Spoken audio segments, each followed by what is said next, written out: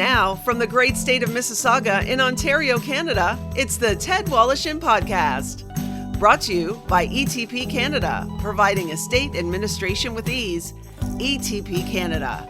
And Tom's Place, for the finest in men's fashion. Tom's Place will suit you. And now, here's Ted.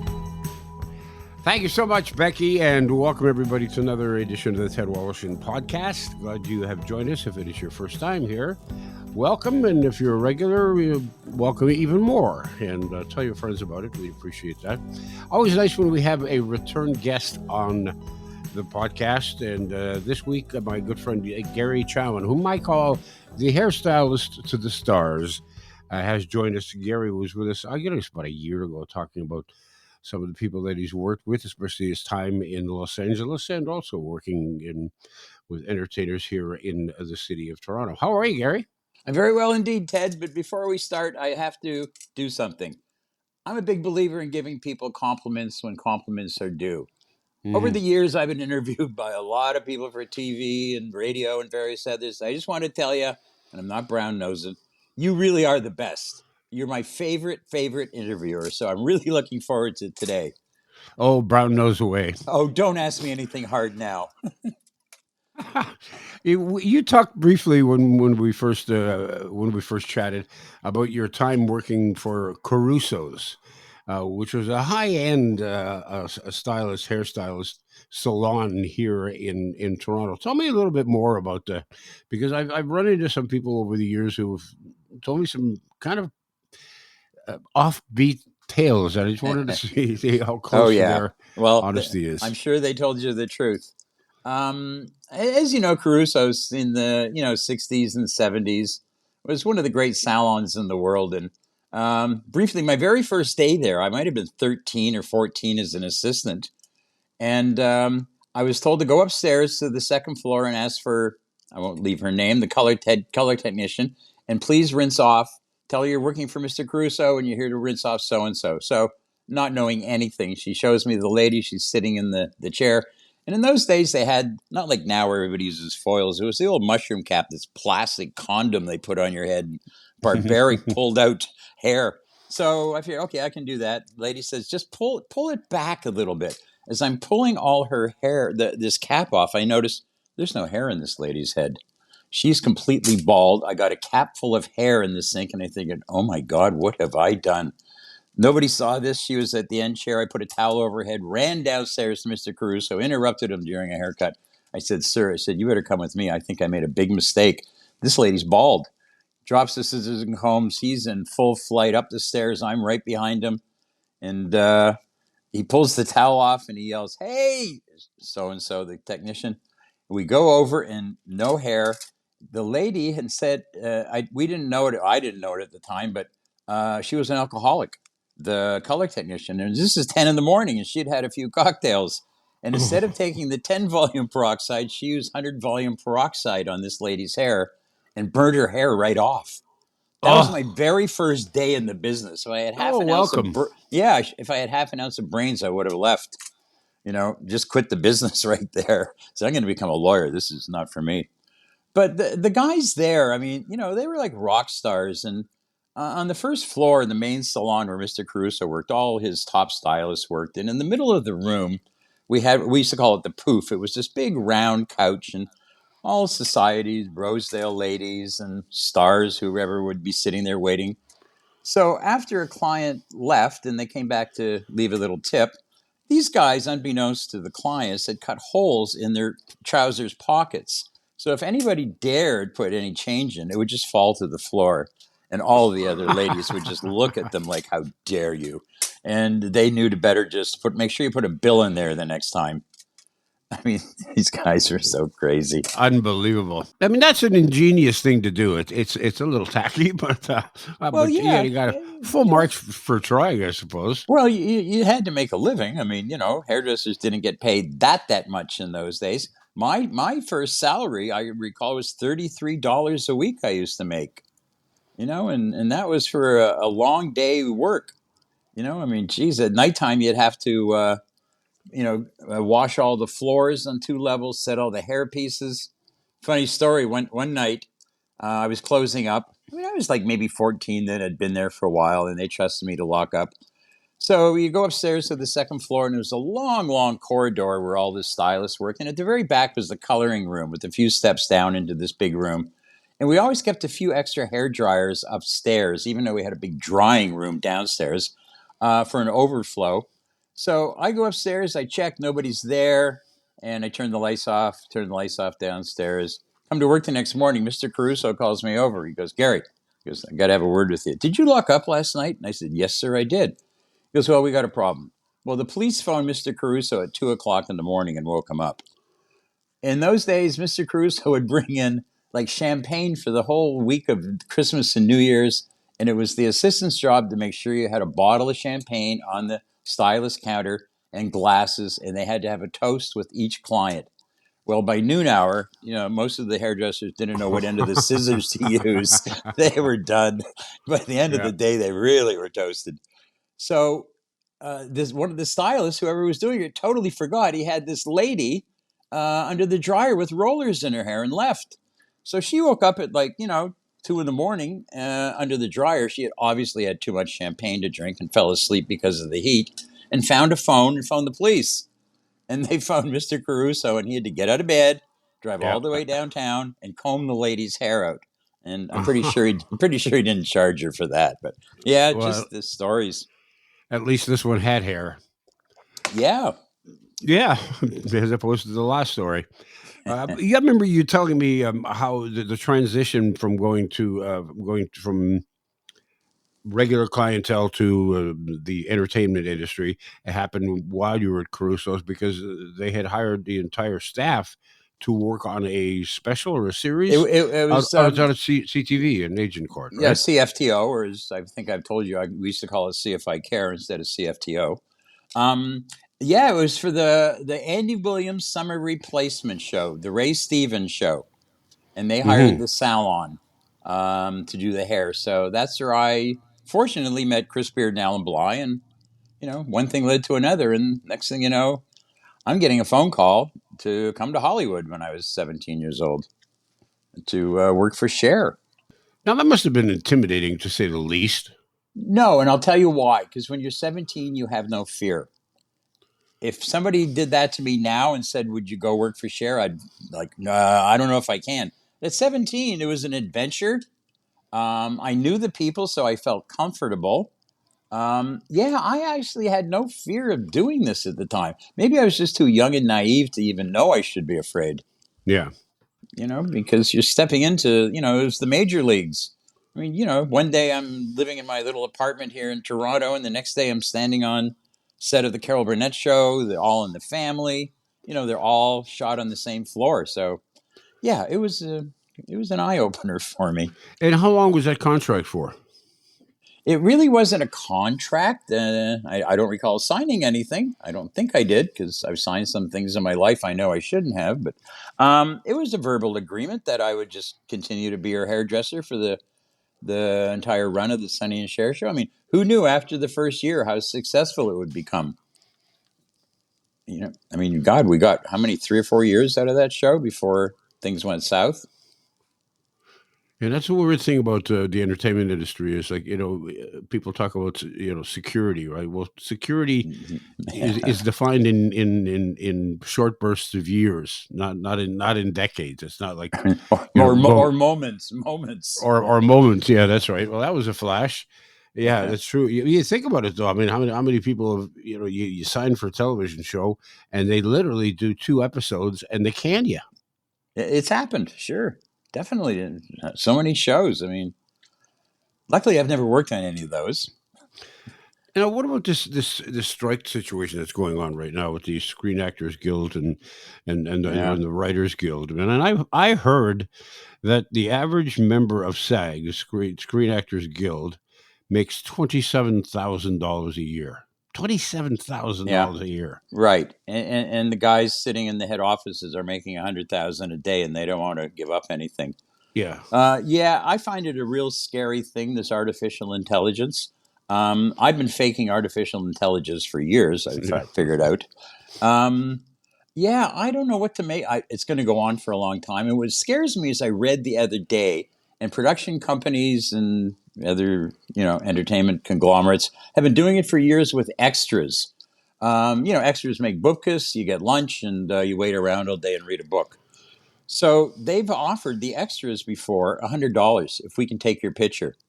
Unbeknownst to you, you just figure, hey, it's an extra $100 today. They now own your rights to that picture, your image. So the next time they're going to shoot a movie or a TV show, they don't have to hire extras. They can use your image. That is scary what they've been doing. Wow. That's And also, sleazy. it's a form of it. And then take into consideration quickly. So let's say you're an extra and you do have talent and you work your way up in the industry. You're a Brad Pitt or whatever, you got talent. So when you become famous, they can use, because they still own your image. If they wanted to shoot a Pepsi commercial, a Coke commercial, nothing you can do about it. They own your image and they can use you in that and you don't make a penny. That's scary. How I could feel they do so that? bad because they own your image. They bought it for a measly $100 when you were young. Yeah. It's that simple. And they figured all this out, these people. Yeah. I mean, it's awful. And like I said, I know so many people out of work, and they don't know what to do. So do you think that they're going to do is they're going to be taking these young actors and having them sign contracts that say that I now own your voice so that they can manipulate their voice whenever they need to do for another film or a commercial? It's very possible. They could easily do that. Yeah. I mean, they did the image. Why wouldn't they do a voice? Yeah. Next thing you know, they want rights to your children. Say, here, you take them. you Yeah. pay their education. Yeah, exactly. Because what you're paying me, I can't afford to put them into university. That's right. That's right, for sure. You made a lot of good friends over the years, and I'm thinking specifically, you're very, very close with John Biner, who, of course, you worked with here in Toronto Yep. on two different shows, right? Well, basically, Bizarre was our number one show. Yeah. That was really the only big show. I mean, I had worked with John. He doesn't remember this when he was up here when we were doing the Bobby Vinton show. He was a guest on that, but I really didn't meet him then. So it was with Bizarre that we slowly became very good friends. Yeah. Yeah, I mean, we've had some fun times together. Does he own John, does he own an island in Fiji or something? Have I got that right? You were right. Yeah, he did own at one point an island in Fiji called Tovu, Tovu, and he bought this island. It was a 200-acre island in the middle of the South Pacific. So him and his then manager, built the Bures, which is a Fijian residence, and they built it up, and it was a great place. And John so kindly sent me an airline ticket years ago to come down and visit, which was an eye opener, because one thinks there you are in the South Pacific that you're just going to lollygag around this island. Well, I found out that it's actually a lot of work when you own an island, because if you have a medical emergency, you have to keep moving the boats in and out with tide so you can get off the island if you have to. I felt, when do we get to just sit in a hammock and just listen to the breeze? Yeah, it was an incredible experience. One day, John wanted to buy a car to keep on the mainland, and to buy a new car in Fiji was very expensive. He wanted a van, a Toyota or whatever it was, van. So there was this big generator plant they were building on the mainland, like 10,000 feet up in the rainforest. And they were selling off all their vehicles. So we figured, well, okay, let's go and see what they have for sale. Now, it also coincided with the heavyweight boxing champ of Fiji was fighting the heavyweight boxing champ of Tonga, which is like tribal warfare, right? So we figured, hey, let's go up and see if we can, buy a car, and then we'll go to the boxing match. Now, there was John, his then manager, who will go nameless because we don't like him, and the king's son. There's 8 governing kings of the Fijian Islands, and the king of the area John was in had this son. He was about 18 years old, named Tui. So we took Tui with us. So up we go into the rainforest dirt road. We get up to this big generating plant and all these vehicles, and there's nobody there. They were all rusted out, totally useless. So we figured, okay, that was a waste of time. Now we're coming down the mountain, 10,000 feet. We're in the rainforest, and it was all a dirt road, and it's left-hand drive like England and Fiji. Hmm. And suddenly we veered a little too much to the left, and the van went off the road and rolled down this embankment. And we were sort of banged up. The windows were broken. We crawled out of the van, crawled back up the ledge. Now we're standing in the middle of nowhere. And luck would have it, a garbage truck came by. Here we are in the rainforest. These two crazy Fijians, got a garbage truck, and they saved us. So we went. They took us down to the mainland, and we found a car rental. And so we figured, okay, the hell with the boxing match. We got to get back to the island. And so we dropped the King's Son off and just peeled out of there because don't forget the Fijians ate people up until 60, 70 years ago. They were cannibals. And the King's Son telling them that we were in a car accident with these crazies who, whatever. And then the best was we had to get back to the island. It was like 2:00 in the morning now. So the two little kids who were watching the boat move it in and out with the tide, um, they fell asleep in the boat. And we had to pull this boat across this coral reef, and it was pitch dark, and every few feet you'd go underwater and things would be grabbing you. And I figured, this is not a vacation. But anyway, thanks, John, for that holiday. It was a memory. Yeah, I guess so. I remember you were starting to tell me a story one time. We were just chatting. It wasn't on air about Captain Kangaroo and George Oh, my. Gobel. Oh, geez, yeah. And I can't remember the. George Gobel, for those people who wouldn't know who he is, George Gobel was a comedian. He was just a real deadpan face and a very straight looking kind of guy, Yeah. and very, very funny, very, very funny guy. He was the one on Carson when Bob Hope and a few others were there. Had that famous line where all these really big heavyweights were sitting on the couch with Johnny, and George just looked at everybody and you'll remember this, I'm sure. He Yeah. said, "Do you ever feel like the whole world's a tuxedo and you're nothing but a pair of brown shoes?" Yeah. He was the best. So Yeah. anyway, we're shooting it out at CFTO, and I was going up to the commissary to get something, and I turned a corner, and there was the captain in full Captain Kangaroo regalia and George Gobel, and they had milkshake containers and filled with scotch. And they hadn't even done their part yet. And these poor guys were just bouncing off the walls. They were so drunk. And I was so disillusioned. I mean, having to grow up with Captain Kangaroo, and there's your hero when you're young, and oh, God, look at him. Yeah. Well, yeah. But Well, how do you think you got to be captain? exactly. Yeah. What were they shooting out there? Was it bizarre? No, this is way pre-bizarre days. It No. might have even It might have been the Vinton show. We had a lot of people on the Bobby Vinton show, so it's very possible we had them on that show. You know, I think that's when we had Tonto on, even. Jay Jay Silverheels. Silverheels. Yeah, And a lot of people don't know that Jay Silverheels was Canadian. yes, from Brampton, I believe, the reservation up there at the time he was from, if I recall correctly. Brampton or Brantford, one of those two. I was getting Branford. Sorry, yes, sorry. Yeah. Yeah, a wonderful, wonderful man. And it was very sad. I mean, he was, on in years then, and he had to put the costume on, and I was braiding his hair, and I could just see that he didn't want to do this. But yeah, I felt really bad. But how often do you get to meet the Lone Ranger's sidekick, Tonto, and do his hair? And he went on to play professional lacrosse in Buffalo. I did not know that. Mm-hmm. Wow.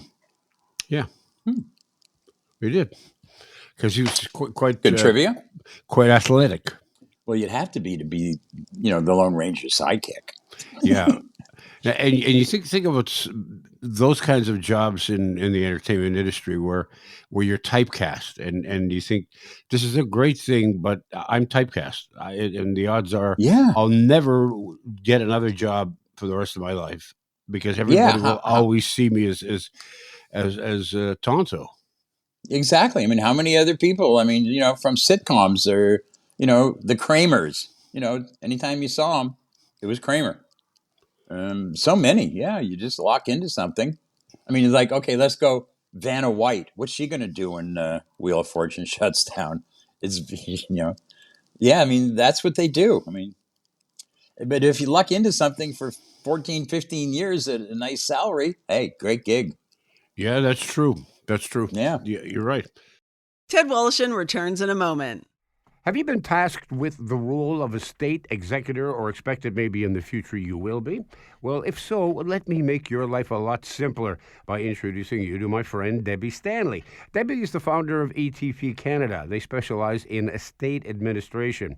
Their goal simply is to help Canadian executors understand their role and how to deal with the loved one's estate. Let's face it, there's no school for this, but ETP Canada offers services such as executor support, estate accounting, and they have a new online course called Executor Ready. It's an engaging video designed to make estate administration easier and affordable. And those are two comforting thoughts during a stressful time.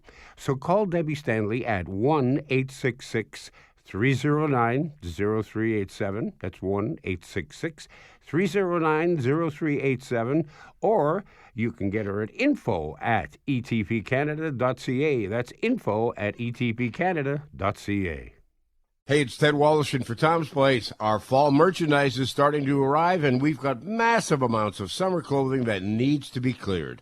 Blowout prices on virtually everything, like designer suits, regularly up to $5.99, now from $167 to $267.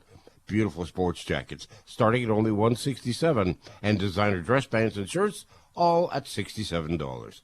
Check out our deals throughout the store on the very best of designer menswear. Huge savings off our already below retail prices. If you need a suit for an upcoming wedding or any special occasion, we are Toronto's one-stop suit shop. For the finest outfit for every occasion, there is no better time to find the perfect addition to your wardrobe.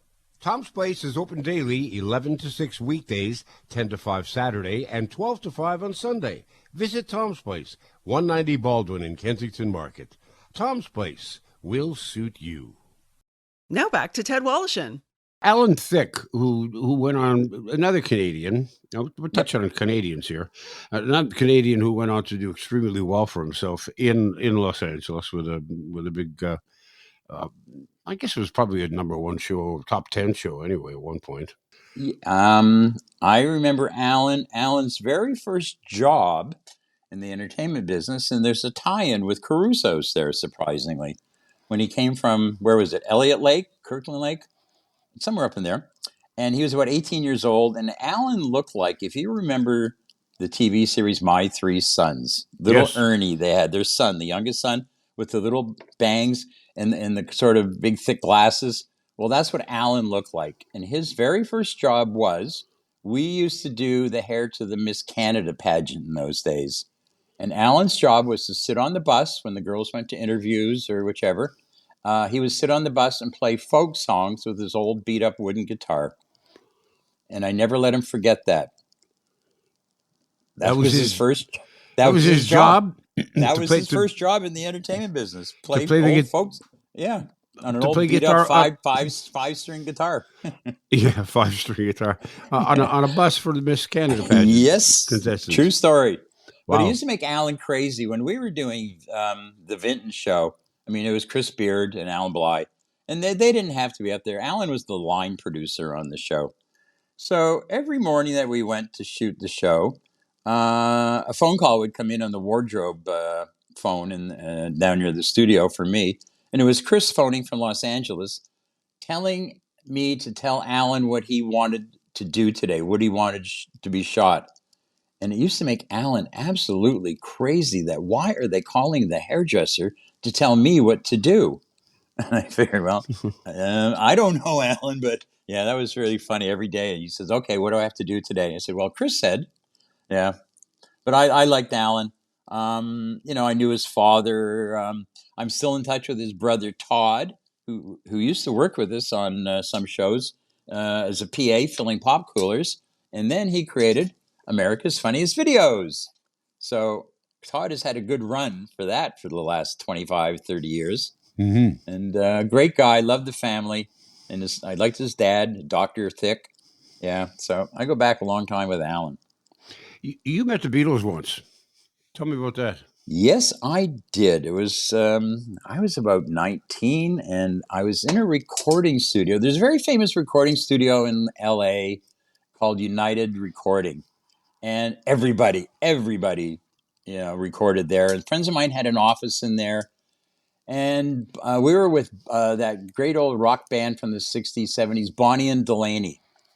Now, Hmm. they had some big hits, and they were well known, so they were in the studio. And Delaney was very good friends with John Lennon.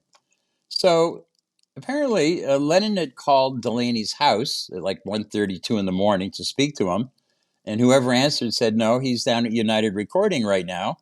So the phone rings in the studio, and it's John Lennon, and he says, "Hey, we're just up the street recording some stuff." He goes, "Why don't you come up?"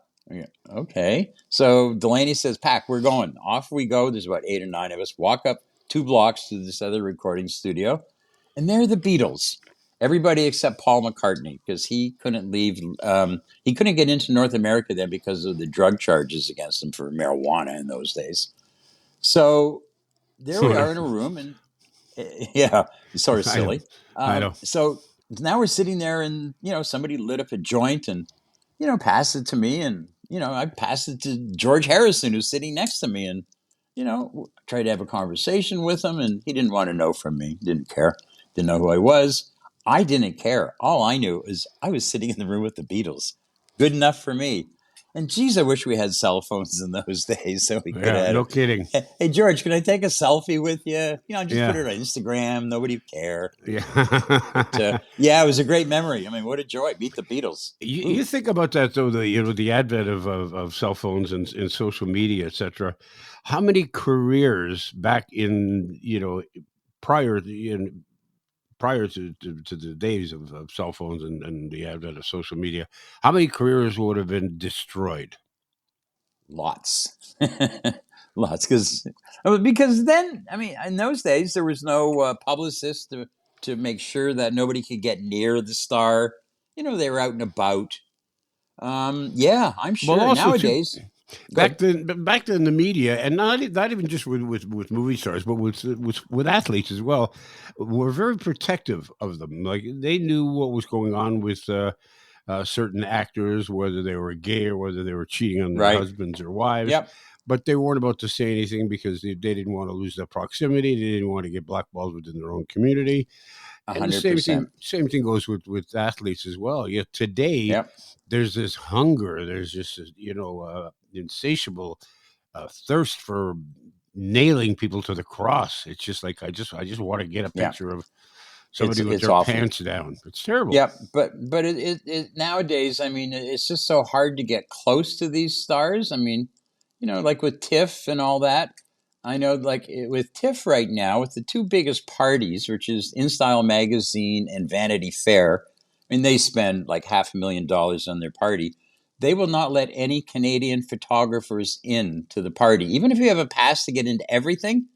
Why? Because they don't want any pictures shown before they put it in their publications.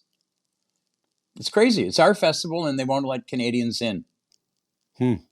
Well, Fact. I guess Yeah, it's kind it's their party, right? If you're of Vanity hundred Fair, percent. if It's you're my party, and I'll spending, cry if I want to. yeah, well, if Yeah, you're I spending that agree. kind, yeah. Yeah, it's your call. I agree. But yeah, I mean, nowadays, I mean, geez, if somebody catches you from an angle, if you had an itchy nose, they can make it look like you got your finger up your schnoz. You Well, know, it doesn't even take that. I mean, sometimes everybody's had a picture taken of them when they're in the middle of blinking.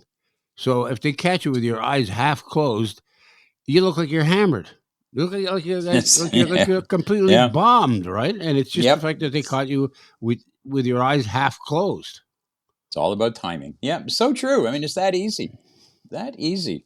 Yeah, but I think one of my favorite shows that you worked on over the years was Super Dave with Bob yes, Einstein because it was so off the wall, and he played it so well. He was such a great, he was such a great deadpan.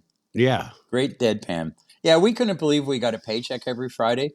I mean, between Bizarre and Super Dave, we did 18 years of network TV, and that's where I learned that you can fool all the people all the time. 'Cause, you know, and yeah, we had so much fun shooting that show. We had a flag made up that when we went on location, would put it on people's lawns if we were using their house as a backdrop. And on it said, "The People's Republic of Dave." Like, we've arrived in your neighborhood. Look out. Yeah, we had so much fun on that show. And he was just so good. So good at it. Was that his concept, the show? Yes, it was. Yeah. And how Yeah, did he it come came to up be with shot that. here? Money. Because then it was like, it was like 45, 50 cents on the dollar. So let's just say it cost $10 million for the series to shoot. If you shot it in Canada, we only have to put $5 million in the bank and get the show. Yeah. And also the crews up here, the crews were so much better than the Americans, because down there, like within a week, you can become a producer. Up here, you started out at CBC pulling cable. You learned every job on the way up. So the Canadians were so well respected by the American producers because they worked harder. Example, if you're shooting a show, I can remember, I think we had the Boss Brass on some show once. And, the union contract was time was up. They have to have a break. And then it would have to be a whole new lighting reset and everything. You come back. That's costing money. The guys here said, "Hey, let's just shoot it. We'll eat later." And off they go. So Americans love coming up here with the Canadian crews because we are nice.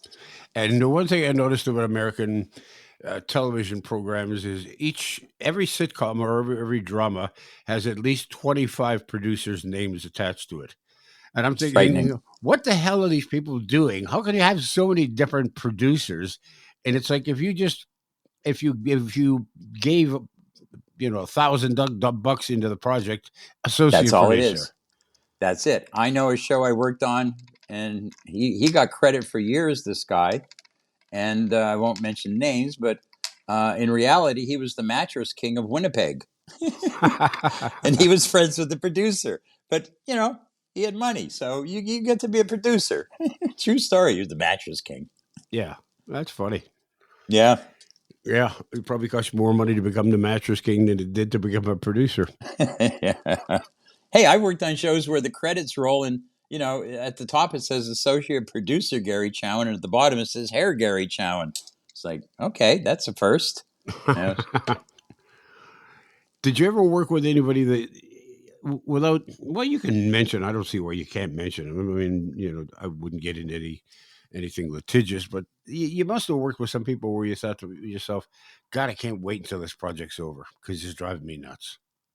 There's been a few. And some people I've just taken a major dislike to. I will not mention the name, but let's just say he was like the first host of the Tonight Show, I think. Think you might know who I'm talking about. Initials SA. Just an awful, awful man. Awful. I never got along with him, even though we had mutual friends. Although I did work, the only show I've ever quit in my life used to be a show, CBC, Down Home Country. Used to be an old producer friend of mine who used to do Wayne and Schuster, right, going back. Phones me up and he said, "Hey, Chowen," he goes, "I need a favor." He goes, "I'm bringing in this guy from Nova Scotia. He's going to host this show, and I need you to make him over." And blah, blah, blah. I said, "Sure, I'll do it for you." So then he says, "Can you work on the show?" And it was a country show. And I mean, they had major, major acts, Waylon Jennings, and we had so many people. And after 3 months, I used to live over at Forest Hill Road, and it was the dead of winter. I'd be taking a cab down to good old Studio 4 on Marlborough Street. Mm-hmm. And there was the star of the show, shivering with his old beat-up guitar case, waiting for a bus on Avenue Road. CBC didn't even pay to have the transportation department get the star to work. So I'd pick him up. After a few months, there's a guy named Tom T. Hall on the show. And this is the day I quit. And he started singing a song. I won't go into it, but it was called T for Texas. He went, "T for Texas, T for Tennessee, T for Thelma. The girl made a man out of me." And I said, "That's it. I am out of here." And I walked up to the control booth. I said, "Stan, I'm done. I can't listen to this anymore." I mean, those are the days it was real country. Now these country bands are so good. I'm a big fan of some of these country acts. But then it was just a guy and a guitar and a twang and, lost my dog. Yeah, exactly. Well, because But that's the only show I ever quit. yeah, because country is now once it morphed into country rock, then the audience has opened up huge, which is what Yeah, made Nashville Music City. love it. Prior to that, it was country and western Yep, music city, but now it's yep. like every major musician in the world spends some time or another working or recording or writing in Nashville. Yes, I mean, I out of all the award shows, I used to do all the award shows, and my absolute favorite was the Country and Western Music Awards. I used to work every year. Why? Because the bands really, really appreciated it. That make them look a little better. Do their so respectful, And I used to always keep a mirror, a letter on my makeup mirror. I'd put, the bigger the hair, the closer to God. The old country saying, "How many stories high do you want it? Let's build you a skyscraper of hair, honey." But yeah, it was my absolute favorite award show. Loved it. We look at one of those people who sort of started off as country and then morphed into rock and sort of that whatever that country rock is now, and unfortunately doesn't perform anymore, is Linda Ronstadt. What a talent, huh? Boy. Cause And it's so she, sad she's sick. But yeah. Yeah, we had her at CBC, and it was actually really embarrassing because, I mean, she was shooting, I don't know the name of the show, so long ago. And I got a phone call. We had a salon at Young and St. Clair, and a producer from the show phoned me and said, "Gary, can you please come down and do Linda Ronstadt? I don't like because in those days they had on staff, all studios had hair and makeup on staff. And they didn't like the way the staff hairdressers did it. And I felt so bad walking into, Studio 4 again. And everybody I knew all the hairdressers in there. And it was really hard to do. But anyway, Linda was fabulous. Loved her. And big respect. And I hope she stays well because I know she hasn't been well for quite a while. Yeah. But what a talent. Yeah, no kidding. It's great having you on sharing these stories. Now you're still working, not with the stars necessarily, but with nope. Well, a lot of still prominent people in the city. Where's your salon still located down in Yorkville? Yes, on 112 Schollard Street in beautiful Yorkville. I'm still there behind the chair, not as often as I used to be. It's four days a week only, but still doing it. I mean, I still enjoy it. I love meeting the people. What's the name of the establishment? It is called Studio 91, and it's on my website, GaryChowen.com. Good stuff. Yeah, thanks very much for spending some time. Always a pleasure chatting with you, my friend. Ted, a pleasure as always, and hopefully we can do it again. And there might be the odd other little story we could do one day. Well, I'm into odd stories. But the good thing is for now is I've got you recorded, so I own your likeness and your voice. Yeah, you own my. Send me the $100. Canadian. Yeah. You take care. All the best, man. Okay, Ted. Always a pleasure. Thank you. Bye-bye. So that'll do it for another episode of the Ted Woloshyn podcast. Once again, thank you so much for tuning in. If you get a chance, go visit us on our website, www.tedwoloshyn.ca. Leave us your comments and your thoughts and any suggestions that you might have. We're open to all of that because we trust that you have good ideas. Because you obviously have a superior level of intellect because, you're listening right now. How's that for buttering them up, huh? So again, thanks very much. And do visit if you can. And while you're online, don't forget to check out your organ and tissue donation site and sign up for that because you could change or even save a life. In the meantime, have a great week. The Ted Woloshyn podcast has been brought to you by ETP Canada, providing estate administration with ease. And Tom's Place, for the finest in men's clothing at unbeatable prices. It's Tom's Place at 190 Baldwin in the heart of Kensington Market. Tom's Place will suit you. The Ted Woloshyn podcast is produced by Becky Coles. That's me. Technical production by Paul Gatt. Music by Bike Thieves. To talk to Ted and for more information on his podcast and our sponsors, go to www.tedwoloshyn.ca.